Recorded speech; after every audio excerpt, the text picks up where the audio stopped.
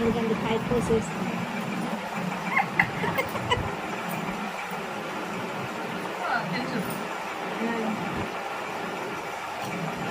బొద్దు చేసేసింది కానీ పక్కలేదు బాగా దవాయే వీడియో దవాయే నెంబర్ పడుతుంది పోస్ట్ పాటు చేసామండి. ఇలాగే కోస్తారో లేదో మాకైతే తెలియదు. మేమైతే ఇలా కోసాము.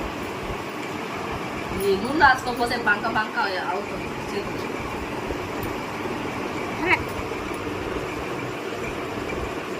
మీరు ఎప్పుడైనా క్యారెట్ ఇది మీరు ఎప్పుడైనా కట్ చేశారా ఇలా పనసకాయ చేస్తే కామెంట్ చేయండి.